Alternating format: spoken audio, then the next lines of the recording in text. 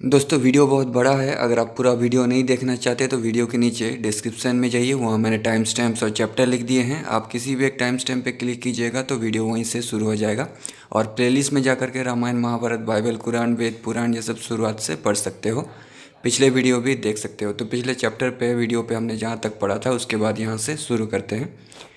ये रियल भविष्य पुराण बुक है। सूत जी बोले, इंदुल के विवाह संस्कार को सुसंपन्न कराकर उदय सिंह के घर पहुंचने पर महीपति सदा दुखी रहने लगे। पश्चात तारक समेत दिल्ली जाकर उन्होंने राजा के समक्ष सभी वृत्तांत कह सुनाया। उसे सुनकर उदय सिंह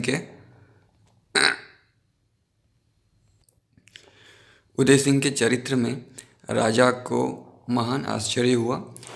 उसी बीच उदार एवं बुद्धिमान मंत्री चंद्रभट्ट ने राजा से कहा, राजन, मैंने जगजननी वैष्णवी देवी की आराधना की है। उस वरदहस्था एवं अभयदान देने वाली देवी ने जो मेरी आराधना द्वारा तीसरे वर्ष की समाप्ति में प्रसन्न हुई थी, कुमति का नाशक शुभ ज्ञान मुझे प्रदान किया है। नृप, पश्चात उसी ज्ञान द्वारा मुझे उदय सिंह चरित्र विषयक जानकारी हुई है। इसलिए मैंने उनके पापाहारी चरित्र का वर्णन करते हुए एक ग्रंथ का निर्माण किया है। इतना कहकर उन्होंने उस भाषा ग्रंथ को विषय में शुद्ध भाषा द्वारा देवी के भक्तों का महात्म्य वर्णन किया गया था, सभा में स्थित लोगों को सुनाया। उसे सुनकर पृथ्वीराज उसी समय अत्यंत आश्चर्यचकित होने लगे। उस समय माहीपति ने कहा, जिस बलवान उदय सिंह का ये चरित्र कथा रूप में वर्णित है, उन्हें दिव्य घोड़ों का अभिमान अधिक है, क्योंकि उसके दिव्य शरीरधारी 4 घोड़े हैं जो जल, स्थल एवं आकाश में समान रूप से चलते हैं। उनका शीघ्र अपहरण करके आप स्वयं सबसे बली हो सकते हैं। इसे सुनकर राजा ने कुंदन नामक एक सेवक को बुलाया जो व्यावहारिक वार्तालाप में अत्यंत निपुण था, और उसे सभी बातें बताकर शीघ्र भेज दिया। वो दूत महावती महोबा राजधानी में पहुंचकर नम्रतापूर्वक पृथ्वीराज के संदेश को कहने लगा, राजन, दिव्य एवं शुभ शरीरधारी 4 घोड़े आपके हैं। उन्हें देखने के लिए मेरी पुत्री बेला, जो आपकी पुत्रवधू है, अपनी इच्छा प्रकट कर रही है। अतः भूप उसकी इच्छा के अनुसार आप आश्चर्य का परित्याग करते हुए घोड़ों को शीघ्र भेजने की व्यवस्था करें, नहीं तो इस भीषण संदेश को सुनकर अत्यंत भयभीत होते हुए राजा परिमल ने आह्लाद आदि को बुलाकर उनसे नम्रतापूर्वक कहा, मेरी बात स्वीकार करो, अपने अपने घोड़े प्रसन्नतापूर्वक उन्हें समर्पित कर दो। उसे सुनकर आह्लाद ने अपनी जगतमयी कल्याणी पार्वती देवी का ध्यान करके मधुर वाणी द्वारा राजा से कहा, शिवप्रिय राजन, शरीर स्थित प्राण के समान ये घोड़े मुझे प्रिय हैं और उन्हीं के स्थान में वे स्थित भी हैं। अतः राजन, घोड़े देने में हम लोग विवश हैं। ये मैं सत्य एवं ध्रुव सत्य कह रहा हूँ, ये बात अन्यथा नहीं हो सकती है। इसे सुनकर बलशाली राजा परिमल ने उन बलवीरों के समक्ष घोर शपथ किया, ब्राह्मण मांस के समान यहाँ का भोजन, गौ के रक्त के समान जल, माता के समान सैया, ब्रह्म हत्या के समान यहाँ की सभा और मेरे राज्य में निवास करना तुम्हारे लिए महान पाप है। इस भीषण शपथ को सुनकर देवकी अत्यंत चिंतित होकर गाढ़ रुदन करने लगी। उन्हें देखकर उनके जन परिजन सभी रुदन करने लगे। उस समय उदय सिंह की 25 वर्ष की अवस्था आरंभ थी, मतलब उसकी उम्र 25 वर्ष थी। उदय सिंह को विष्णु का अंश अवतार कहा जाता है, पिछले चैप्टर पे हमने पढ़ा था। भाद्रपद शुक्ल की चतुर्दशी के दिन उन धार्मिक वीरों ने उनके घर से निकलकर राजा जयचंद्र की कन्नौज नामक राजधानी को प्रस्थान किया। उस यात्रा से सोना, पुण्यवती एवं चित्ररेखा समेत इंदुल 10 सहस्त्र अश्वारोहियों के साथ चल रहे थे। वे स्वयं कराल नामक घोड़े पर बैठे थे और उनके पिता पंचशब्द नामक गजाज पर स्थित थे। उसी समय विंदुल पर बैठकर उदय सिंह देवकी देवी के अनुगामी होकर चल रहे थे। उन वीरों ने राजा के उस सुसंपन्न गांव के परित्याग पूर्वक 3 दिन की यात्रा करके जयचंद्र की राजधानी को देखा। वहां पहुंचकर नमस्कार पूर्वक राजा से समस्त वृत्तांत बताकर शीतल स्थान में रहकर चंडिका देवी की पूजा की। अपने निष्कासन के सभी कारणों का देव सिंह द्वारा वर्णन करने पर राजा जयचंद्र ने उन्हें कोई वृत्ति देने से इसलिए अस्वीकार किया कि परिमल की सम्मति नहीं थी। तो देवी की पूजा कलयुग में ही शुरू हुई थी, इससे पहले नहीं था। ठीक है, रामायण महाभारत में मैंने पढ़ा था। पश्चात देव सिंह ने निराश होकर उदय सिंह के पास जाकर उनसे उस वृत्तांत का वर्णन किया, जिसे सुनकर उदय सिंह ने अत्यंत उत्तेजित होकर शीघ्र बिंदुल पर बैठकर 500 सैनिकों समेत लाखन द्वारा सुरक्षित नगर का लूट करना आरंभ कर दिया। उसे देखकर वीर लक्षण यानी लाखन ने अपने हाथी पर बैठकर उनके सामने पहुंचकर उदय सिंह के हृदय में बाणों का प्रहार किया। किंतु विष्णु मंत्र द्वारा प्रेरित होने पर भी वो बाण निष्फल हो गया। आश्चर्यचकित होकर राजा लक्षण लाखन हाथी से उतरकर पृथ्वी में खड़े होकर उनके चरण की, जो वज्र आदि सेवकों से विभूषित थे, नमस्कार पूर्वक अपनी गदगद वाणी द्वारा उनकी स्तुति की। लक्षण लाखन ने कहा, स्वामी, विष्णु का पूजन करने वाला मैं विष्णु भक्त हूँ। माँ बहू, मैं आपको भली भांति जानता हूँ। आप कृष्ण भगवान की शक्ति द्वारा अवतरित हुए हैं, क्योंकि आपके अतिरिक्त अन्य कोई पुरुष मेरे बाण को असफल करने वाला इस भूतल में नहीं है। अतः नाथ, मेरी इस दुष्टता को आप क्षमा करें, क्योंकि आपकी माया से प्रेरित होकर मैंने ऐसा किया है।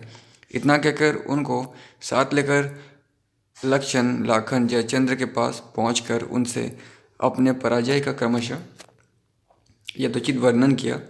तदुपरांत राजा ने उनके परीक्षार्थ यानी परीक्षा के लिए कुबल या पीड़ नामक हाथियों को, जो छाया से मोहित किए गए थे, शीतला स्थान के विशाल प्रांगण में भेजा। उस समय आह्लाद और उदय सिंह ने लीलापूर्वक उसे पूंछ की ओर पकड़कर एक कोस तक खींची की, जिससे उस कुबलापीड़ नामक गजराज की मृत्यु हो गई। उसका निधन देखकर भयभीत होते हुए राजा ने उन्हें राजगृह नामक गांव सौंप दिया। पश्चात आश्विन शुक्ल के आरंभ होने पर बलवान लक्षण ने राजा की आज्ञा प्राप्त कर उन वीरों के साथ दिग्विजय के लिए प्रस्थान किया। उस यात्रा में अपने 7 लाख सैनिकों समेत तारा नदी भी चल रहे थे। वाराणसी या बनारस पहुंचकर उसे, जो गौड़ वंश में उत्पन्न एवं यशस्वी राजा रुद्रवर्म की राजधानी थी, उन लोगों ने चारों ओर से घेर लिया। राजा रुद्रवर्म ने अपने 50,000 यानी 50,000 सैनिकों समेत रणस्थल में आकर युद्ध करना आरंभ किया, किंतु एक प्रहर के भीतर ही उन पर विजय प्राप्त कर 16 वर्ष का कर उनसे प्राप्त किया, जो 1 कोटि यानी 1 करोड़ की संख्या में था। उसे जयचंद्र के पास प्रेषित कर उन लोगों ने मगधाधिप विजय के राजा पर आक्रमण किया। विजय प्राप्ति पूर्वक 30 वर्ष का कर उनसे प्राप्त कर, जो 1 कोटि की संख्या में था, अपने राजा के पास पहुंचा दिया। पुनः वहां से बंग यानी बंगाल देश के अधिनायक राजा कलिवर्म के यहाँ पहुंचकर उनके 1 लाख सैनिकों के साथ लक्षण लाखन ने घोर युद्ध आरंभ किया। दिन रात 24 घंटा अनवरत युद्ध करके विजय समेत उनसे 20 वर्ष का कर प्राप्त कर, जो 1 कोटि यानी 1 करोड़ सुवर्ण मुद्रा के रूप में था, प्रसन्नतापूर्वक राजा जयचंद्र को अर्पित कर दिया। वहाँ से आगे बढ़कर उष्ट्र देशाधिपति राजा धोई कवि की 1 लाख सेना से मुठभेड़ किया। उनके भी 1 लाख सैनिक थे, जो जगन्नाथ की आज्ञा प्राप्त कर रणभेरी बजाते हुए युद्ध के लिए प्रसिद्ध थे। दोनों सेनाओं का रोमांचकारी एवं भीषण युद्ध आरंभ हुआ। उदय सिंह ने दिन रात के भीतर ही उस राजा को भी जीत लिया। 1 करोड़ की संख्या में उन सुवर्ण मुद्राओं को, जो 20 वर्ष के कर के रूप में था, उस राजा से प्राप्त कर कान्य कुब्जाधिपति जयचंद्र के पास भेज दिया।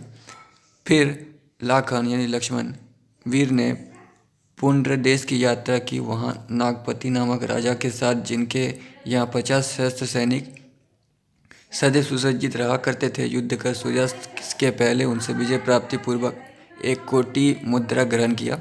पश्चात महेंद्र पर्वत पर जाकर भार्गव मुनि के नमस्कार पूर्वक राजा योग सिंह नेत्रपाल के पुर में पहुँचे। उन्होंने उदय सिंह को 1 कोटि मुद्रा प्रदान पूर्वक 7 दिन तक अपने यहाँ निवास कराया। पुनः उन मदोत्मंद वीरों ने वीर सिंह की नगरी में पहुंचकर उसे, जो हिमालय की चोटी पर स्थित थी, चारों ओर से घेर लिया, जिसे योगी गोरखनाथ ने राजा के भक्त होने के नाते अत्यंत सुरक्षित रखा था।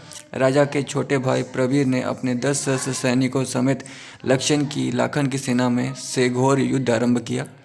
वो बलवान वीर प्रतिदिन एक सहस्त्र सैनिकों को धराशायी कर सायंकाल में घर पहुंचने पर उस योगी की पूजा करता था। उसके पूजन से प्रसन्न होकर वो योगी राजा के सैनिकों को जीवित कर दिया करता था और उन्हें हाथी के समान बल प्रदान कर वे पुनः योगनिष्ठ हो जाते। इस प्रकार उन बलशालियों का डेढ़ मास तक युद्ध होता रहा।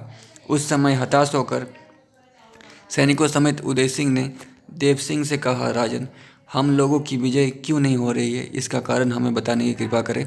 इसे सुनकर उन्होंने कहा, उदय सिंह, मेरी बात सुनो। योगी गोरखनाथ को अपने नृत्य द्वारा पराजित करके पुनः युद्ध करने से तुम्हें निश्चय विजय प्राप्ति होगी। इतना कहने पर उदय सिंह आदि वीरों ने योगी के वेश धारण कर प्रातःकाल उस योगी के मंदिर के लिए प्रस्थान किया। इधर रणस्थल में सेना की रक्षा लाखन कर रहे थे। वहाँ मंदिर में पहुंचकर बंशी वाद्य में निपुण उदय सिंह नृत्य कर रहे थे, जिसमें देव सिंह मृदंग, तालन, बीना और मजीरा आह्लाद बजा रहे थे तथा सनातनी गीता का ज्ञान आरंभ था। योग निपुण गोरखनाथ ने उसके अर्थ को हृदयंगम करके उन लोगों से कहा, वर की याचना करो। इसे सुनकर उन लोगों ने कहा, हम लोग आपको नमस्कार कर रहे हैं। यदि आप प्रसन्नतापूर्वक पूर्ण होकर वर प्रदान करना चाहते हैं तो श्रेष्ठ आह्लाद को संजीवनी विद्या प्रदान करने की कृपा करें। इसे सुनकर कुछ समय तक ध्यान करने के उपरांत प्रसन्न होकर उन्होंने कहा, यह संजीवनी विद्या 1 वर्ष तक तुम्हें फल प्रदान कर सकेगी, पश्चात निष्फल होने पर मेरे पास लौट आएगी। अतः वीर, आज से मैं इस जगत का परित्याग करके शिष्य भर्तृहरि के यहाँ जाकर शयन करूँगा। इतना कहकर योगी गोरखनाथ अंतर्हित हो गए। उन वीरों ने रणस्थल में पहुंचकर प्रवीर समेत वीर सिंह पर विजय प्राप्ति पूर्वक उनकी 10 सहस्त्र सेना और गृह में लूट कराकर राजा को अपना सेवक बनाया। तदनंतर प्रसन्न होकर लक्षण लाखन ने कौशल प्रदेश में पहुंचकर वहां के राजा सूर्यधर को, जो अपनी 10 सहस्त्र की सेना के साथ युद्ध कर रहे थे, पराजित कर उनसे 16 वर्ष का कर, जो 1 कोटि की संख्या में था, प्राप्त करके नैमिषारण्य में स्नानार्थ प्रस्थान किया। उस समय वहाँ होली का अवसर पर बलि लक्षण ने ब्राह्मणों को अनेक प्रकार के दान प्रदान पूर्वक महोत्सव कराया। उस समय हम लोग तथा मुनिगण समाधि में थे। राजा लाखन नैमिषारण्य में पहुंचकर समस्त तीर्थों के स्नान पूर्वक ब्राह्मणों एवं देवताओं को प्रसन्न किया।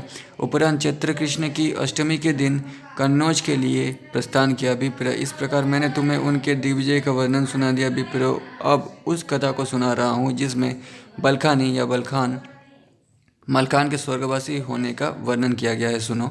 बलवान निर्भीक पृथ्वीराज ने मार्गशीर्य मास में कृष्ण सप्तमी के दिन महामती माहिल द्वारा भेजे समन से कहा, मैंने सुना है कि आपका पुत्र शारदा के वरदान से अत्यंत मत होकर रक्तबीज हो गया है, अतः उसे मुझे सौंप देने की कृपा करे। इस प्रकार कहने एवं राजा द्वारा सत्कृत होने पर उस सामंत ने चामुंडू नामक अपने पुत्र को बुलाकर ये कहा, रणप्रिय पुत्र, राजा का कार्य करने के लिए तुम सदैव तैयार रहो। पिता की ऐसी बातें सुनकर उसने राजा से कहा, राजन, मुझे आज्ञा प्रदान कीजिए, आपकी शीघ्र विजय होगी। इसे सुनकर राजा ने कहा, महाबली बलखानी, मलखान ने सीरिस नामक वन को काटकर उस मेरे उत्तम राष्ट्र को अपना लिया है। उस गृह में वो बहुशाली एवं संयमी वीर निर्भय होकर रह रहा है। यदि तुम बलखानी मलखान पर विजय प्राप्त कर उसे मुझे समर्पित कर दो अथवा उसकी हत्या कर दो तो वो संपूर्ण राष्ट्र तुम्हारा हो जाएगा। इतना कहकर उन्होंने अपनी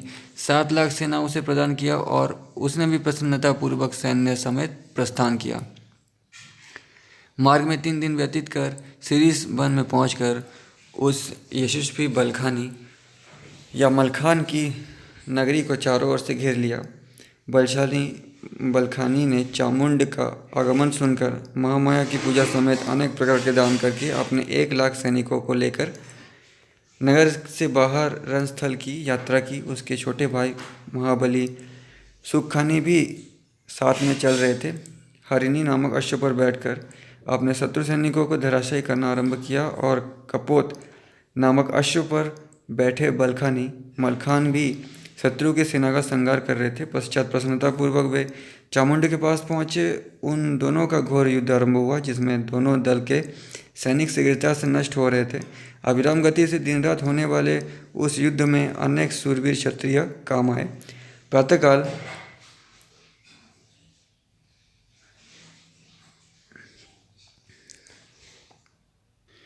स्नान आदि क्रिया सुसंपन्न करने के उपरांत वे दोनों धनुर्विद्या के निपुण वीर रण में पहुंच गए। मलखान यानी बलखानी रथ पर और चामुंड गजपृष्ठ पर स्थित होकर दोनों आपस में विस्मयजनक घोर युद्ध करने लगे। दोनों देवी भक्तों ने बाण से बाण को काट कर पश्चात एक दूसरे के वाहनों को धराशायी कर स्वयं पृथ्वी पर स्थित होकर खड़ग युद्ध करना आरंभ किया। रक्त बीज के अंग से रक्त के जितने बूंदें गिरती थी उतने रक्त बीज के समान महापराक्रमी पुरुष उत्पन्न हो जाते थे। भृगुश्रेष्ठ इस प्रकार उन मदुत्पन्न वीरों के चारों ओर से घेर लेने पर बलखानी मलखान ने शारदा की शरण प्राप्त की।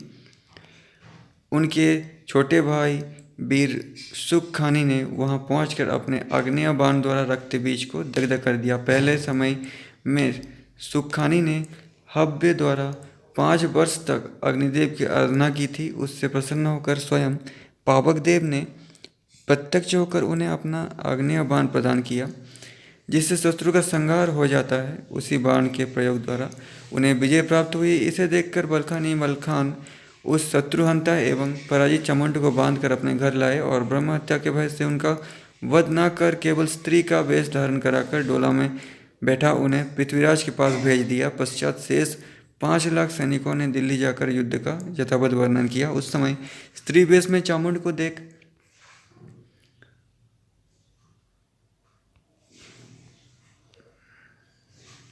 देखकर पृथ्वीराज ने क्रुद्ध होकर माहिपति माहिल से कहा, जब तक सुखानी जीवित रहेगा मेरी विजय कैसे हो सकेगी। इसे सुनकर माहिपति माहिल ने कहा, छल से कार्य कीजिए। उन दोनों वीरों की माता ब्राह्मी है जिन्हें युद्ध पवित्रता कहा गया है।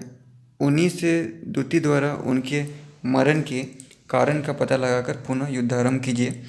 इसे सुनकर पृथ्वीराज ने एक छल कपट निपुण दूती वृंद को बलखानी मलखान के घर भेजा। उन दूतियों ने अपना ब्राह्मणी वेश बनाकर बलखानी मलखान के घर को प्रस्थान किया। वहां पहुंचने पर पुत्री समेत उनकी प्रशंसा करके अत्यंत विनम्र वाणी द्वारा कहा, सौभाग्य है कि आपके दोनों पुत्र इतने बड़े वीर हैं कि पहुंचते ही शत्रु का नाश कर देते हैं। ईश्वर करे इनकी 100 वर्ष की आयु होगी, भला इनकी मृत्यु भी कभी हो सकती है। इसे सुनकर उस समय ब्राह्मी ने कहा, सुखखानी को प्राणदान देने वाला ये आग्नेय बाण है और बलखानी को प्राणदान देने वाला उनका चरण। इस मर्म को जानकर उन दूतियों ने दिल्ली पहुंचकर राजा के समक्ष सभी बातों को कहा। पश्चात राजा से पुरस्कार रूप में धन प्राप्त कर अपने घर को प्रस्थान किया। दूती की बातों को सुनकर राजा ने उसी समय से आरंभ कर 1 सहस्त्र दिनों तक प्रसन्नता पूर्वक रहकर अविरत पार्थिव पूजन द्वारा उमापति महादेव की आराधना की। Next chapter. सूत जी बोले, मुने उदय सिंह के 26 वर्ष की अवस्था आरंभ होने पर उनके द्वारा किए गए चरित्र को बता रहा हूँ, सुनो। दक्षिण दिशा में बिंदुसर नामक एक सरोवर है, जलाशय है। उसी के तट पर बिंदुगढ़ नामक एक दुर्ग नगर स्थित है, जो योजन भर में विस्तृत एवं वर्ण धर्म के प्रवर्तक व्यक्तियों से सुशोभित है। उस राजधानी का अधीश्वर शारदानंदन, जो विश्वक्सेन वंश के भूषण हैं, ब्रह्म ध्यान का पारायण करते हुए भी अपनी प्रजाओं के पालन पोषण में तत्पर रहते हैं। उन्होंने ब्रह्मचर्य के प्रभाव से वीर्य को शिर में स्थिर कर लिया था, इसलिए इस भूतल में वे कामपाल के नाम से प्रख्यात थे। एक बार उन्होंने यज्ञानुष्ठान द्वारा देवश्रेष्ठ प्रजापति ब्रह्मा की आराधना किया। उसमें यज्ञ का एक अंश प्रसाद रूप में रानी को दिया गया, जिसके भक्षण करने से उनका गर्भ स्थिर रह गया। 10वें मास में पद्मिनी नामक एक परम सुंदरी कन्या उत्पन्न हुई, जो समस्त गुणों की निधि एवं संपूर्ण सौंदर्य की प्रतिमा थी। 12 वर्ष की अवस्था आरंभ होने पर वो उत्तम वर्ण वाली कन्या स्वयंवर के उपयुक्त हो गई। उसे देखकर उसका भाई पद्माकर नामक राजकुमार, जो पृथ्वीराज का पदानुगामी था, अपने पिता की आज्ञा प्राप्त कर सभी राजाओं को निमंत्रित कर अपनी भगिनी का स्वयंवर किया। उसमें अनेक देश के भूवृंद उपस्थित थे। राजा लाखन भी आह्लाद आदि 4 वीरों समेत पिता की आज्ञा प्राप्ति पूर्वक यात्रा करके उस बिंदुगढ़ के महोत्सव में सम्मिलित था। बलवान पृथ्वीराज ने वहाँ लाखन को भी उपस्थित देखकर समस्त राजाओं के रक्षार्थ अपनी सेना वहाँ स्थापित कर दिया। उसी बीच राजकुमारी पद्मिनी अपनी सखियों समेत स्वयंवर में आकर समस्त राजाओं को देखती हुई लाखन के पास पहुंची, जो श्यामल वर्ण युवा संपूर्ण लक्षणों से विभूषित 40-50 वर्ष की अवस्था संपन्न विशाल वक्षस्थल दृढ़ कंधे देव के समान एवं पूर्ण स्वस्थ थे। उस कन्या ने अपने अनुरूप तथा आह्लाद आदि से सुरक्षित उन्हें देखकर जयमाल लक्षण के गले में डाल दिया। जयमाला। उसी समय वीर लाखन ने भी उसके कोमल हाथों को पकड़कर अपने रथ पर बिठा लिया और प्रसन्न होकर राजाओं के मध्य से उसे लेकर प्रस्थान किया। पृथ्वीराज ने समस्त अन्य राजाओं को साथ लेकर जाते हुए बलवान लखन को चारों ओर से घेर लिया। पश्चात सिंगनी पर बैठे हुए तालन ने अपने परिघ अस्त्र द्वारा, जो भीमसेन के अंश से उत्पन्न थे, यानी भीम महाभारत के भीमसेन के अंशावतार थे, उनके साथ सैनिकों से युद्ध करना आरंभ किया। पंचशब्द नामक गजराज पर स्थित आह्लाद भी, जो बलभद्र के अंश से उत्पन्न थे, यानी बलराम के अंशावतार थे, अपने तोमर अस्त्र से शत्रु सैनिकों को धराशायी करने लगे। उस समय बिंदुल पर बैठे हुए उदय सिंह तो अपने खड्ग द्वारा बहुधा राजाओं के ही सिर छिन्न भिन्न कर रहे थे।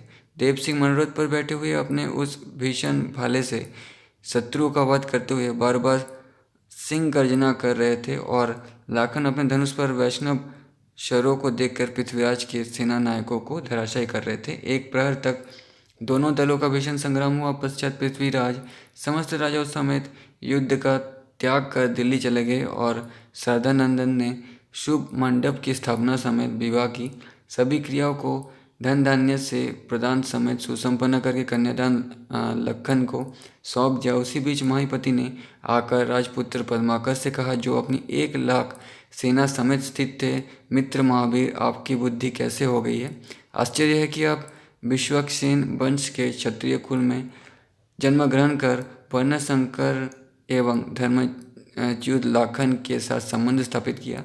आह्लाद आदि आहिरीन के गर्भ से उत्पन्न है, इसलिए इनके साथ रहने से धर्म मर्मज्ञों ने इनका परित्याग कर दिया है। इसे सुनकर पद्माकर ने, जो समस्त माया करने में निपुण था, अपनी सांबरी माया द्वारा अजय वीरों को बांधकर घर में पत्थर के कारागार में डाल दिया। देवी के वरदान द्वारा देव सिंह उसी आधी रात के समय चेतना प्राप्त कर कन्नौज कन्याकुब्ज चले गए। वहां पहुंचकर इंदुल से समस्त वृत्तांत का वर्णन किया। उसे सुनकर इंदुल ने देव सिंह के समेत उसी समय बिंदुगढ़ को प्रस्थान किया। पद्माकर ने उनका आगमन सुनकर उन्हें मोहित करने के लिए दिन में सूर्य को मेघ द्वारा आवृत्त कर लेने की भांति अपनी सांबरी माया का प्रयोग किया, किंतु इंदुल ने उसी समय अपने धनुष पर कामबाण का संधान कर उसी द्वारा उनकी समस्त माया को भस्म कर दिया। पश्चात कामास्त्र द्वारा चेतना प्राप्त कर उन वीरों ने अपने लोहे के बंधनों तथा किवाड़ों को तोड़कर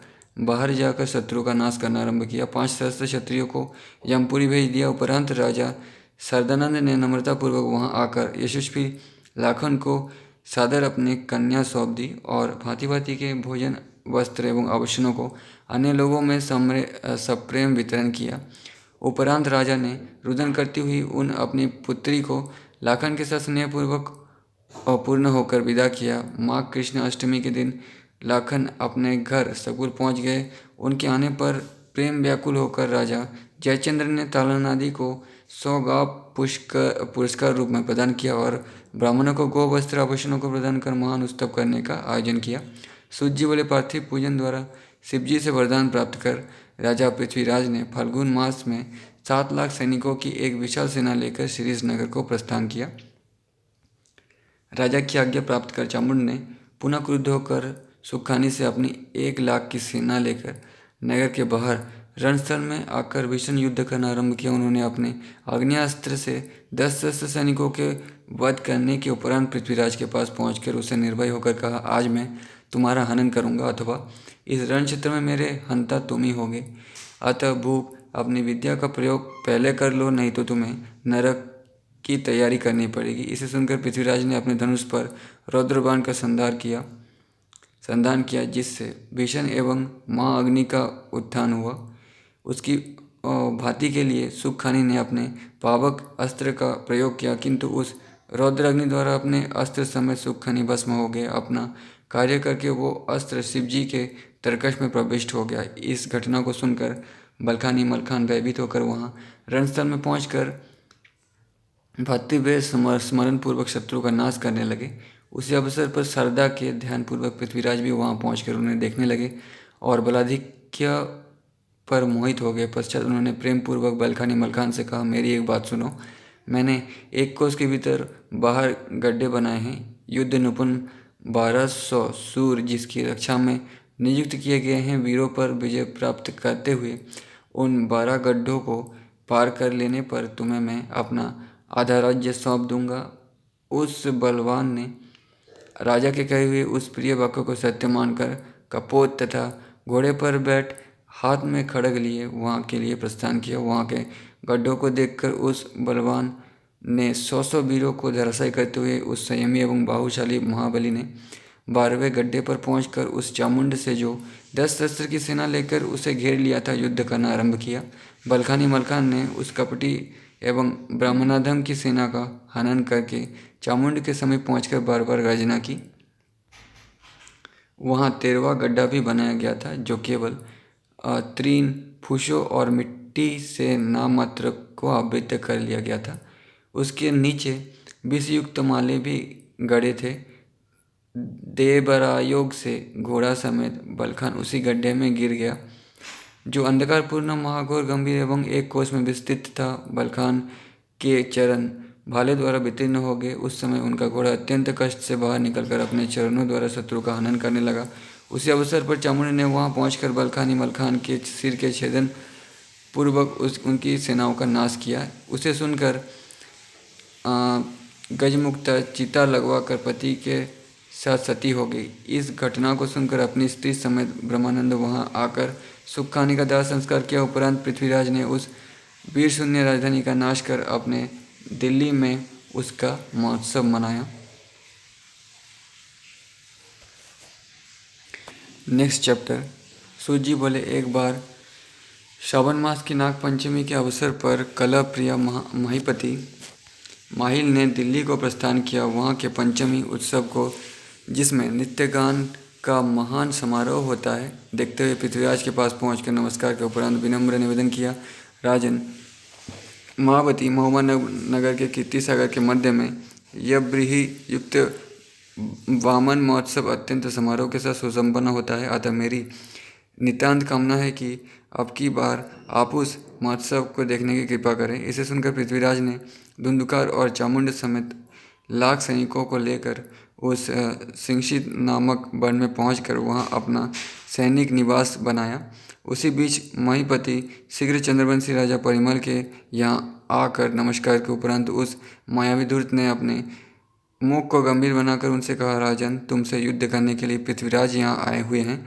दिव्यलिंग की पूजा के उपरांत ये तुम्हारी पुत्री चंद्रावली का अपहरण बल प्रयोग द्वारा करेंगे। इसलिए महामते, अपनी सेना के साथ तुम मेरे साथ चलकर छल छद्म द्वारा उन्हें पराजित कर अपनी राजधानी में सुख का अनुभव करो। इसे सुनकर देववंश राजा परिमल ने अपनी 4 लाख सेना लेकर आधी रात के समय वहां आकर शत्रु के 5 सहस्त्र सैनिक के वध करने के उपरांत उन तोपों का प्रयोग करना आरंभ किया, जिसके द्वारा एक बार में ही अनेक सैनिक धराशायी हो जाते हैं।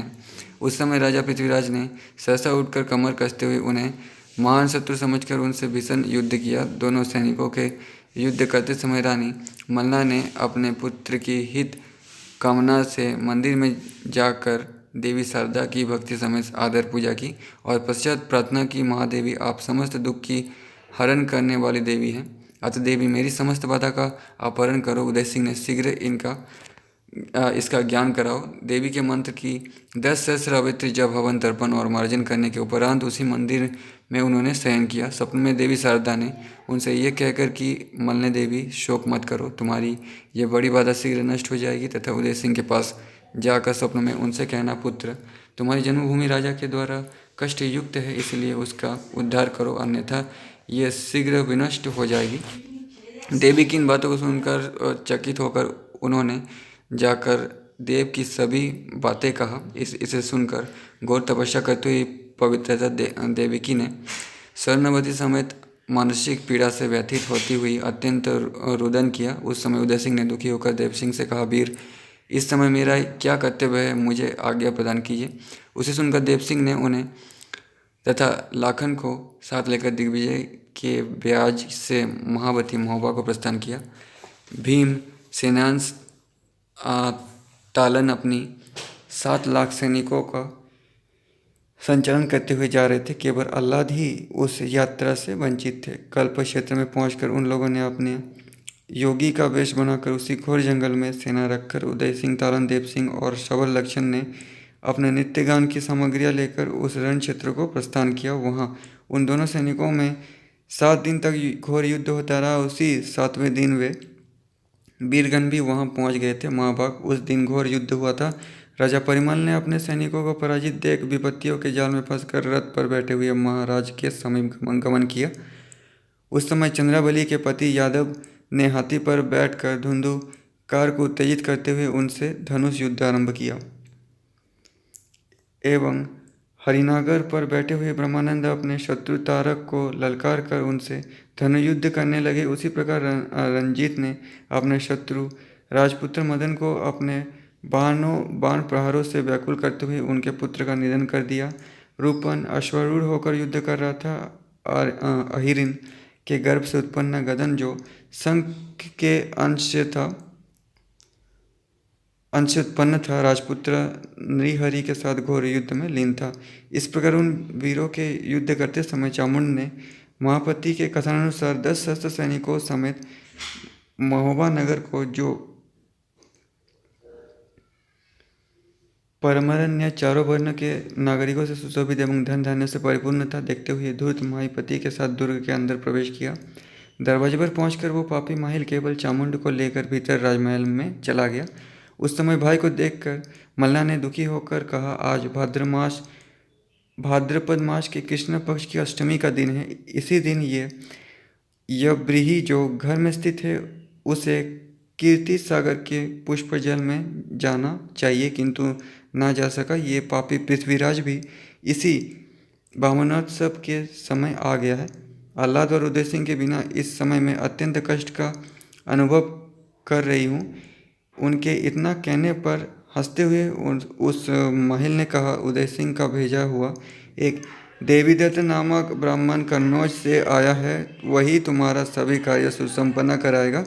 उसे सुनकर समस्त आभूषण से सुसज्जित देवी चंद्रावली ने काम पीड़ित उस चामुंड नामक ब्राह्मण को देखकर माता से आकर निर्भीक होकर कहना आरंभ किया, माता, ये ब्राह्मण धूर्त है, निश्चय यह मेरा अपहरण करेगा। मैं ये भी नहीं जानती हूँ कि यह कौन वीर है, इसलिए पवित्रता होकर मैं इसके साथ कैसे जा सकती हूँ। इसे सुनकर महापति अत्यंत लज्जित होकर चामुंड समेत उस रणस्थल में चला गया। उसी बीच पराजित होकर ब्रह्मादि अपने शेष 3 लाख सैनिकों को लेकर दुर्ग के द्वार पर बंद कर भीतर अत्यंत चिंतित हो रहे थे। उधर माहिल के कथनानुसार पृथ्वीराज ने 6 लाख सैनिकों समेत वामनोत्सव के कारण वहाँ के प्रमोद वन को घेर लिया था।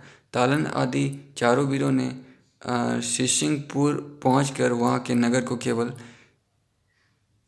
ढी मात्र देखकर अत्यंत आश्चर्य किया। वहाँ इधर उधर घूमते उन लोगों ने मद नामक भूमि को देखकर नमस्कार पूर्वक चिंतित होकर पूछा, मुने, रण प्रेमी बलखानी मलखान वीर कहाँ चला गया और नगर निवासी कहाँ गए? इसे सुनकर योगी मद ने कहा, पृथ्वीराज ने सब नष्ट कर दिया है। उसी ने छद्म द्वारा बलखानी मलखान की हत्या की है।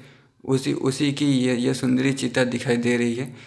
इस घोर वाणी को सुनकर उदय सिंह ने शोक सागर में निमग्न होकर विलाप करना आरंभ किया।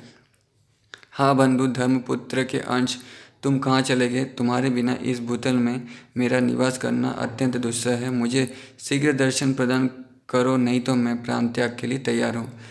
इस प्रकार उनके विलाप करने पर पिशाच योनि प्राप्त बलखानी मलखान ने पत्नी समेत वहाँ प्रत्यक्ष होकर अत्यंत रुदन करते हुए जिस प्रकार दुर्मृत्यु हुई थी, सभी वृत्तांत कह सुनाया। पश्चात दिव्य विमान पर सुशोभित होकर उस रमणीक स्वर्ग के लिए प्रस्थान किया और उसकी कला युधिष्ठिर में विलीन हो गई। उपरांत उदय सिंह दुखी होते हुए भाई को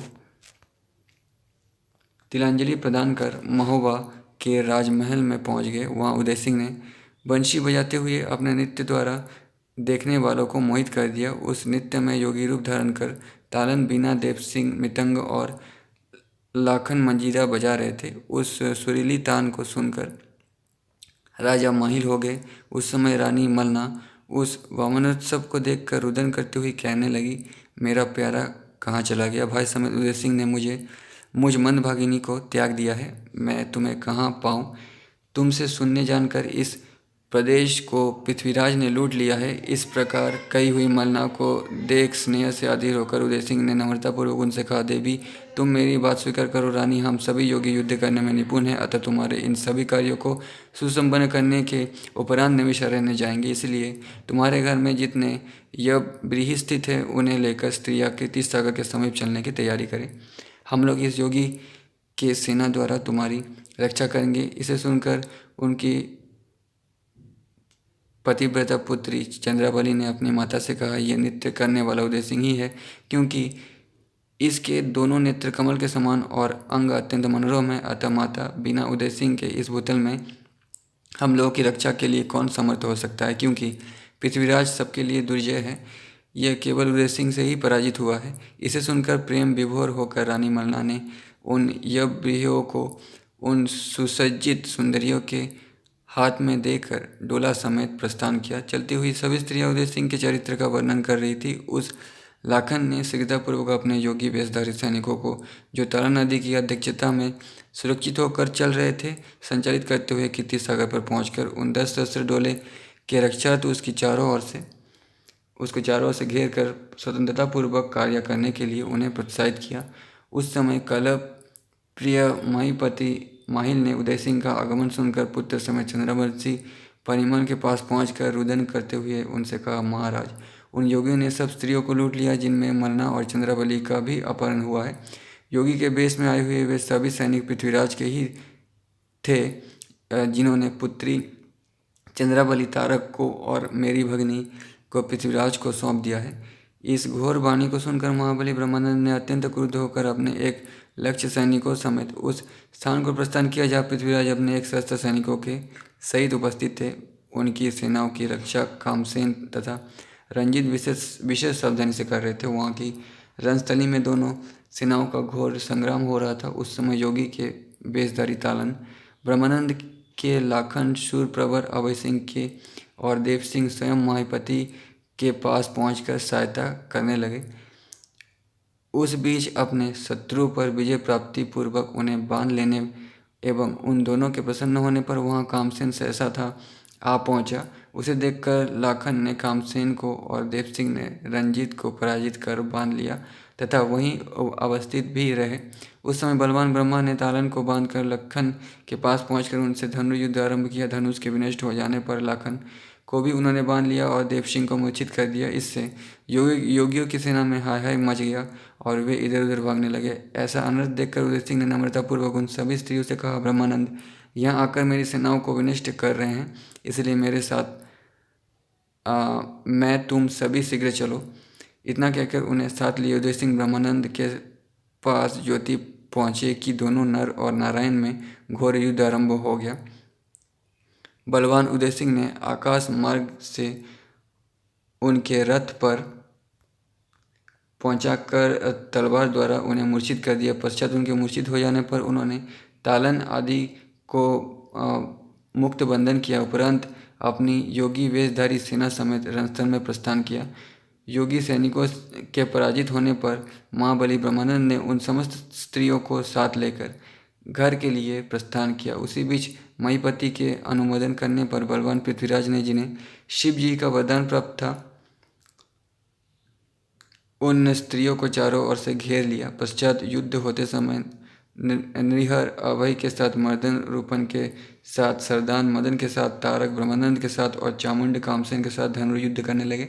हनुमंतर महावीर अभय ने धनुष के टंकार करने वाले शत्रु नृहर के धनुष को भग्न कर उनसे खड़ग युद्ध करना आरंभ किया, किंतु खड़ग के भग्न हो जाने पर युद्ध से विमुख होते नृहर को देखकर अभय ने अत्यंत रुष्ट होकर उनसे कहा, आप पृथ्वीराज के पुत्र मेरे और मेरे मौसेरे भाई होकर क्षत्रिय धर्म का संहार युद्ध से भागना ऐसा क्यों कर रहे हैं। इसे सुनकर नैहर ने अत्यंत क्रुद्ध होकर परिघ अस्त्र का घातक प्रहार अभय के सिर में किया, जिससे उसकी तत्काल मृत्यु हो गई। वे स्वर्ग पहुंच गए। उनका जन्म कृतवर्मा के अंश से हुआ था, इसलिए वे उन्हीं कृतवर्मा में विलीन हो गए। उसी प्रकार बलि सदन ने गोपुत्र मदन के निधन करने के उपरांत शत्रु सेना विध्वंस करके उच्च स्वर से जय शब्द की ध्वनि की। मदन का जन्म उत्तर के अंश से हुआ था, इसलिए ये उत्तर के अंश में विलीन हो गए। उस समय रूपन ने मूर्छित मदन के पास पहुंचकर सरदान से खड़ग युद्ध करना आरंभ किया। उधर ब्रह्मानंद ने क्रुद्ध होकर तारक को बांध लिया। पश्चात पृथ्वीराज के पास पहुंचकर उनसे धनुर्युद्ध आरंभ किया। विजयविलासी रणजीत ने अत्यंत रुष्ट होकर अपने भल्ल अस्त्र द्वारा पृथ्वीराज पुत्र उस नृहर का शिरोच्छेदन कर दिया। नृहर का जन्म दुशासन के अंश से हुआ था, यानी दुशासन का अंशावतार था, इसलिए निधन होने पर उसी के अंश में विलीन हो गया। नृहर के मरणोपरांत क्रुद्ध होकर मदन अपने बाणों द्वारा उस सात्विक अंश रंजीत पर घात प्रतिघात करना आरंभ किया। परिमल पुत्र रंजीत ने उनके बाणों को छिन्न भिन्न कर अपने भलास्त्र द्वारा मर्दन के शिर को शरीर से पृथक कर दिया। वीर मर्दन के नियत होने पर बलि सरदान ने अपने भलास्त्र द्वारा यानी भाला द्वारा वीर रंजीत के वक्षस्थल में प्रहार किया। मल्ला पुत्र रंजीत ने उस अस्त्र द्वारा ताड़ित होने पर अत्यंत कष्ट का अनुभव करते हुए अपने खड्ग द्वारा उस बैरी के सिर को छिन्न भिन्न कर दिया। तीनों भाइयों के निधन हो जाने पर उस स्थायी तारक ने अत्यंत क्रुद्ध होकर रथ स्थित रंजीत पर बाणों का प्रहार किया। उसी प्रकार रंजीत ने भी शत्रु के धनुष बाण को विनष्ट कर अपने 3 बाणों द्वारा शत्रु के हृदय में भीषण प्रहार किया। पश्चात दंड से आहत सर्प की भांति अत्यंत क्रुद्ध होकर तारक ने शिवजी का ध्यान करते हुए अपने विषाक्त बाण द्वारा शत्रु रंजीत का कंठोच्छेदन कर दिया और उसी अस्त्र से आहत होकर रंजीत अपने शरीर का त्याग कर स्वर्ग पहुँचे। उस महापराक्रमी के निधन होने पर ब्रह्मानंद अत्यंत दुखी हुए। पश्चात उस भाद्र कृष्ण अष्टमी के दिन ब्रह्मानंद ने से 60 सहस्त्र अपने सैनिकों से सुरक्षित उन स्त्रियों समेत अपने घर आकर पृथ्वीराज के भय से सदर दरवाजे के किवाड़े पर दृढ़तापूर्वक बंद कराकर शारदा की शरण प्राप्त की। बलवान पृथ्वीराज ने भी पुत्र शोक से दुखी होकर सभी राजाओं के सामने प्रतिज्ञा की कि जिस प्रकार सिंहशीरपुर में मैंने शून्य स्थल बना दिया है, उसी भांति ब्रह्मानंद आदि चंद्रवंशियों समेत महावती महुआ नगर भी मेरे बाणों द्वारा विध्वंस कर दिया जाएगा। इतना कहकर राजा ने धुंधुकार को बुलाकर कहा, प्रिय, 5 लाख सैनिकों को लेकर तुम भी शीघ्र यहाँ आ जाओ। इसे सुनकर धुंधुकार दिल्ली जाकर 7 दिन के भीतर पुनः उस रणभूमि में आ गए। पश्चात तारक समेत महाबली पृथ्वीराज ने अपने 8 लाख सैनिकों को साथ ले पुनः युद्ध की तैयारी की। Next chapter. सूत जी बोले, मंगल मूर्ति उदय सिंह की 27वें वर्ष की अवस्था में, यानी जब उसकी उम्र 27 साल हो गया था, भाद्र मास के कृष्ण पक्ष की दशमी के दिन रानी मलना अधिक चिंतित होने के कारण जननायक को बुलाकर दुखी होकर उनसे कहने लगी, कच्छप देश के निवासी एवं गौतम कुलभूषण प्रिय, तुम इसी समय हरिनगर पर बैठकर कन्नौज से छोटे भाई समेत आह्लाद को, जो मेरे अत्यंत प्यारे बच्चे हैं, शीघ्र बुलाओ। इसे सुनकर उन्होंने इतनी बातों पर विशेष ध्यान देकर उस दुखी रानी मलना को नमस्कार कर वहाँ से प्रस्थान किया। किंतु राजा परिमल की उन दुखद बातों को स्मरण कर रानी मलना रुदन करने लगी। चेतना प्राप्त होने पर प्राण विसर्जन के लिए तैयार होकर कहने लगी, हाँ, राम के अंश आह्लाद और कृष्ण के अंश सुंदर प्यारे उदय सिंह, मुझ हतभगिनी को छोड़कर देवकी को साथ लेकर तुम लोग कहाँ चले गए। उस समय परिमल पुत्र ने रानी को अनेक प्रकार के आश्वासन प्रदान किया और पश्चात कन्नौज की यात्रा की। ऋषियों ने क्या रोमहर्षण अपने जननायक को परिमल का पुत्र बताया है, अतः हमें ये जानने की इच्छा है कि ये कौन है और क्या किया है, बताने की कृपा करें। सूत जी बोले, परिमल के पिता का नाम प्रद्योत था, जो दिल्ली के निवासी एवं राजा अनंग के मंत्री थे। ये मैं पहले ही बता चुका हूँ मुने। उन्हीं की परिमला नामक पुत्री थी, जो दुशला के अंश से उत्पन्न, दुशला मतलब महाभारत में दुर्योधन का जो बहन था, उत्पन्न और रंभा की वती कोमल बदनी थी। उनके विवाहार्थ उसके पिता ने स्वयंवर किया। उस स्वयंवर में कश्यप प्रदेश के अधीश्वर के पुत्र कमलापति ने उसका संविधान पानी ग्रहण कर उसे लेकर सप्रेम अपने घर को प्रस्थान किया। उन्हीं दोनों के समागम से ये जननायक नामक पुत्र हुआ, जो रणकुशल, शूर एवं खड़ग युद्ध में अत्यंत निपुण है। सिंधु तीर निवासी राजाओं पर विजय प्राप्त कर उनसे छठा अंश कर प्राप्त किया। एक बार राजा पृथ्वीराज ने कर ग्रहण करने के निमित्त अपनी सेनाओं समेत कच्छप देश को प्रस्थान किया। वहां पहुंचने पर उन दोनों जननायक और पृथ्वीराज में घोर संग्राम आरंभ हुआ। वो सूर्यवंशीय 1 मास के अंत में पृथ्वीराज से पराजित हुआ पश्चात उस राष्ट्र का त्याग कर वे सपरिवार महावती महोबा चले गए। उस समय राजा परिमल ने उन्हें ग्राम प्रदान किया, जिसमें निवास करते हुए वे भूतल में अपने इस नाम से ख्याति प्राप्त है, वही कश्यप देशीय परिमल की आज्ञा से कन्नौज जा रहे हैं। उनके यात्रा करने के उपरांत माहीपति माहिल के अनुमोदन करने पर पृथ्वीराज ने चामुंड को आज्ञा प्रदान की कि 1 लाख सैनिकों समेत तुम जननायक को बांध लो। इसे सिरधर्य का सेनानायक चामुंड ने वेत्रावती नामक नदी के तट पर पहुंचकर सूर्यवंशी जननायक को रोक लिया। उपरांत वो उस बहुशाली एवं संयमी वीर ने अपने खड्ग द्वारा 100 वीरों के शिरोच्छेदन करने के पश्चात आकाश मार्ग से जाकर गजराज पर बैठे हुए सेनापति के मुकुट को अपने हाथ में ले लिया। उस समय लज्जित होकर नम्रतापूर्वक चामुंड ने उनसे कहा, आप क्षत्रिय जाति के हैं, मेरे तथा अन्य ब्राह्मणों के पितृदाता हैं, अतः वीर मुझे मुकुट देने की कृपा करके चिरंजीवी एवं सुखी रहे। इसे सुनकर सनम्र होकर उन्होंने उस शुभ मुकुट को लौटा दिया। अनंतर राजा वामन द्वारा सुरक्षित उनके कुठार नगर में पहुंचकर वहां एक वट वृक्ष की छाया में अधिभ्रांत होने के नाते निर्भय शयन किया। उस सुखप्रद स्थान में उस वीर के शयन करने पर वामन के अपने दूत द्वारा उनके वहां आगमन के कारण को जानकर अपने को छिपाते हुए साधारण वेश में आकर हरिनागर घोड़े का अपहरण कर लिया। उस दिव्य अश्व के अपहरण हो जाने पर घोड़े को न देखकर चिंतित होते हुए जननायक ने बहुत रुदन किया। पश्चात घोड़े के चरण चिन्ह देखते हुए वामन के पास पहुंचकर उनसे निर्भय होकर कहा, आप गौरववंश के भूषण हैं, किंतु क्षत्रिय के हर्षास्पद होने की बात सदैव के लिए अपने इस भूतल में उत्पन्न कर दी है। मेरी प्रार्थना है कि आप राजनीतिज्ञ हैं, आप अश्व मुझे लौटाकर सुखपूर्वक जीवन व्यतीत करें, अन्यथा उदय सिंह इस नगर समेत तुम्हारा विनाश कर देंगे। इसे सुनकर गौरववंशी वामन ने भयभीत होकर अपने हृदय में भली बातें निश्चित कर हरिनागर उन्हें लौटा दिया, परंतु स्वर्ण भांति भांति के रत्नों से विभूषित उस पतोड़ को लोभ बस ना लौटा सके। प्रत्युत झूठी शपथ करने लगे। उनके शपथ से कुंठित होकर परिमल पुत्र जननायक ने कहा, राजन, ये प्रतोड़ का लोभ आपके दुर्ग का विनाश कर देगा। इतना कहकर वो वीर उत्तम कन्नौजपुरी में पहुंचा कि हस्तिनी पर बैठे हुए लखन ने अभिमान वश का घोड़े पर बैठकर निर्भीक तथा उत्तम क्षत्रियों की भांति, तुम कौन हो? उन्होंने कहा, महाराज, चंद्रवंशी परिमल ने मुझे भेजा है। शरणागत वत्सल मैं आपके ही समीप आया हूँ। माहीपति के अनुमोदन करने पर पृथ्वीराज ने रौद्रास्त्र द्वारा चंद्रवंशीय कुल का विध्वंस करना निश्चय किया है, अतः आप अपनी सेना समेत आह्लाद आदि के साथ चलने की कृपा करें। महाराज, इस पर चलकर आप इन मृतकों को प्राणदान दीजिए। ऐसा कहने पर लाखन ने जयचंद्र से प्रणाम पूर्वक पृथ्वीराज के महावती में चढ़ाई करने आदि सभी बातें कह सुनाया। इसे सुनकर जयचंद्र ने जननायक को बुलाकर कहा, राजा परिमल अत्यंत क्रूर है, क्योंकि मुझ अपने स्वामी का संबंध स्थगित कर उन्होंने मेरे शत्रु दिल्ली पति पृथ्वीराज से प्रेम संबंध स्थापित किया है। उन्हें ही अपना प्रिय संबंध समझकर इन रक्षकों का भी परित्याग कर दिया। इसलिए इस भूतल में जैसा करे वैसा फल भोगना पड़ता है।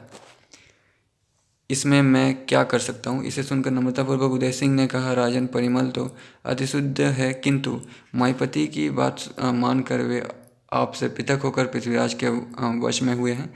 इसलिए प्रार्थना है कि आप संपूर्ण धर्मों के ज्ञाता हैं, उस अपराध को क्षमा करें। महाराज की आज्ञा हो, हम लोग उन्हीं के यहाँ निवास करना चाहते हैं। इसे सुनकर राजा जयचंद्र ने कहा, उदय सिंह, मेरे यहाँ के रहने का मूल्य प्रदान कर परिवार समेत शीघ्र जा सकते हो, अन्यथा असंभव है। इसे सुनकर हंसते हुए सर्वमोहन उदय सिंह ने कहा, मैंने जो चारों ओर भीषण दिग्विजय किया है, उसका कर देने की कृपा करें। पश्चात आप अपना किराया चुका ले। उदय सिंह के इस प्रकार कहने पर अत्यंत लज्जित होते हुए राजा ने अपने 7 लाख सैनिकों को उनके साथ जाने की आदेश दिया। वीर उदय सिंह ने अपने सभी परिवार एवं लाखों को भी साथ ले राजा के सामने जाकर उन्हें प्रणाम करके वहां से प्रस्थान किया।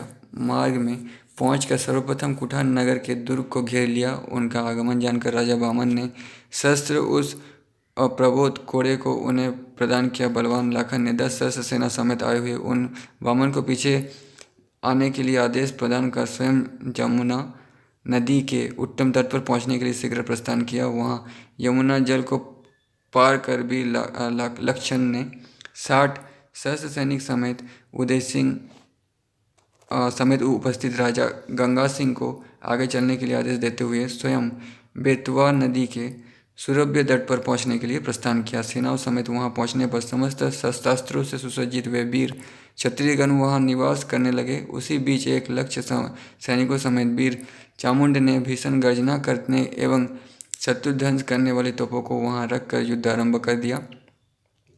एक पहर तक दोनों ओर की भीषण तोपों की गोलाबारी युद्ध होने के उपरांत अपने शूरवीरों को पराजित होते देखकर बलि रक्तबीज ने हाथी पर बैठे शीघ्र वहां पहुंचकर अपने बाणों द्वारा तालन के सैनिकों को आघात करना आरंभ किया। उस आघात से आहत होने पर कुछ सैनिक स्वर्गीय हुए और कुछ इधर उधर भागने लगे, क्योंकि वे सब चामुंड द्वारा अत्यंत पीड़ित हो रहे थे। अपनी सेना को भग्न होते देखकर तालन ने अपने परिघ अस्त्र के प्रहार द्वारा गज समेत चामुंड को भूमि पर गिरा दिया। उस समय वीर चामुंड ने खड़ग युद्ध द्वारा परिघ अस्त्र वाले तालन को पराजित कर आगे बढ़ने का प्रयास करना चाहा कि उसी समय उस शत्रु सेना के निहत्था के दोनों भुजाओं में वीर लाखन ने वहां आकर शीघ्र अपने बलास्त्र द्वारा प्रहार किया। उस समय रक्तबीज सहस्त्र की संख्या में दिखाई देने लगा, जो खड़ग एवं शक्ति आदि शस्त्रों से सुसज्जित होकर युद्ध में दुर्मार्ग क्षत्रियों को ठहरो ठहरो कहकर ललकार रहे थे। रक्तबीज के उन अनेक रूपों को देखकर आह्लाद आदि वीरगण भयभीत होकर महाबली ब्रह्मानंद के पास पहुंच गए। ब्रह्मानंद ने उन्हें देखकर अपने पिता के पास जाकर उनसे लक्ष्मण के आगमन का वृत्तांत कहा। मुने उसे सुनकर राजा परिमल प्रेम व्याकुल होकर आह्लाद के पास पहुंचकर आतुरावश गदगद वाणी द्वारा रुदन करने लगे। उस समय कल्याणमुखी देवी देवकी ने प्रेम विभोर राजा से कहा, हम लोग आपके सम्मुख दीन एवं आपकी सेवा पूर्व भांति सदैव करने के लिए तैयार है। श्रीमान ने ही हमारा त्याग किया था, अतः हम लोग अन्य राजा के आश्रित होने के लिए इधर उधर विचर रहे हैं, किंतु ये सब पूर्वजन्म के पापों का दुष्परिणाम था, उसे क्षमा करने की कृपा करें। इसे सुनकर राजा परमानंद मग्न होकर आह्लाद को मंत्रिपद एवं समस्त सेनाओं का आधिपत्य उदय सिंह को प्रदान किया। उसके 5वें दिन पृथ्वीराज ने, जिन्हें चामुंड के बल का अधिक गर्व था, वहां पहुंचकर उनकी नगरी को चारों ओर से घेर लिया। उन दोनों में एक भयानक युद्ध होने के उपरांत प्रातःकाल के निर्मल समय में लक्ष्य सेनाध्यक्ष उदय सिंह ने चामुंड के पास पहुंचकर उनके पृथक पृथक रूपों का शिरोच्छेदन कर दिया, जो सहस्त्र की संख्या में विद्यमान थे। उनके शिरोच्छेदन करने पर वे वीरगण लक्ष्य की संख्या में दिखाई देने लगे। उस समय उन चामुंड से पीड़ित होकर उनकी सेना व्याकुल हो उठी। मुने उस समय भयभीत होकर उदय सिंह भी मंगलकारिणी देवी शारदा जी की स्तुति करने लगे। उदय सिंह बोले, ब्रह्मलोक की निवासिनी उस मातृ शारदा को नमस्कार है, जिसने शब्द मात्र से निर्मित इस संपूर्ण विश्व को विस्तृत किया है। उस चामुंडा देवी को मैं नमस्कार कर रहा हूँ, जिनसे रक्तबीज के हनना से चामुंडा का रूप धारण किया है। देवी, मैं आपकी शरण में उपस्थित हूँ, मेरी रक्षा कीजिए। स्तुति को सुनकर सभी कुछ करने वाली एवं बरदहस्ता भगवती ने उदय सिंह के खड़ग में निवास कर रक्तबीज के सभी रूपों को भस्म कर दिया। उस शत्रु के लक्ष्य रूपों के भस्म हो जाने पर केवल चामुंड भूमि पर स्थित रह गया। उस समय उदय सिंह ने उसे बांधकर ब्रह्मानंद के पास भेज दिया। उसे सुनकर राजा पृथ्वीराज ने अत्यंत भयभीत होकर राजा परिमल के पास, जो प्रेम विभोर एवं दया की मूर्ति थे, पहुंचकर उनसे कहा, आप मेरे अपराध को क्षमा करने की कृपा करें। महापति की बातों में आकर मैंने ऐसा किया है, जिनके कारण मुझे मान भय उपस्थित हो गया है। बीज आज से आपका हमारा कलह समाप्त होकर प्रेम के रूप में परिणत हो गया है। आप हमारे संबंधी हैं और हम सब आपका सेवक है। इसे सुनकर राजा परिमल ने उनसे कहा, रत्नभानु के पुत्र, जिनकी लखन नाम से ख्याति है और जो शरणप्रद है, शरण में जाइए। वे विष्णु जी के भक्त एवं अत्यंत दयालु हैं। इसे सुनकर बलि पृथ्वीराज ने ब्राह्मण वेश धारण कर लक्ष्मण के सम्मुख भूमि में उनको साष्टांग दंडवत किया। उस समय वीर लखन ने भी उनके ऊपर अपार स्नेह प्रकट किया। पश्चात अपनी 7 लाख सेना समेत कन्याकुब्ज के लिए प्रस्थान भी किया। अनंतर उस फाल्गुन मास के अवसर पर सभी लोग अपने अपने घर चले गए। उन लोगों ने चैत्र मास के आरंभ में बलखानी मलखान के निमित्त गया श्राद्ध करके उसके शुक्ल पक्ष में अपने घर पहुंचकर सहस्र वैदिक ब्राह्मणों का भोजन कराया। Next chapter. अपने 28वें वर्ष की अवस्था आरंभ होने पर उदय सिंह ने कार्तिक मास के चंद्र दिन, जिसमें कृतिका नक्षत्र एवं व्यतिपात योग सन्निहित थे, अपनी 10 सहस्त्र सेना लेकर स्वर्णवती देवी समेत विवाह मुकुट के त्यागार्थ गंगा के तट के उस स्थान पर प्रस्थान किया जहाँ कमल का अरण्य सा दिखाई देता था। उसी पवित्र उत्पलारण्य में महर्षि वाल्मीकि जी निवास करते थे। तो वाल्मीकि जी भी कलयुग में थे। गंगा के तट पर वो स्थान ब्रह्ममय होने के नाते लोहे की भांति किलित कहा जाता है। वहाँ पहुंचकर शुद्धात्मा उदय सिंह ने पुण्यवती के साथ स्नान के उपरांत प्रसन्न होकर सहस्र गोदान ब्राह्मणों को प्रदान किया। उसी बीच शोभा नाम की एक परम सुंदरी वैश्या आई, जो अत्यंत सुरभ्य और स्म्लेच्छ कुल में उत्पन्न थी। वो परम सुंदर एवं पुरुष श्रेष्ठ उदय सिंह को देखते ही उनकी तीसरी आंखों के आघात से व्याकुल होकर उसी समय मूर्छित हो गई। इसके बाद नेक्स्ट वीडियो में पढ़ेंगे। वीडियो बहुत बड़ा हो गया है।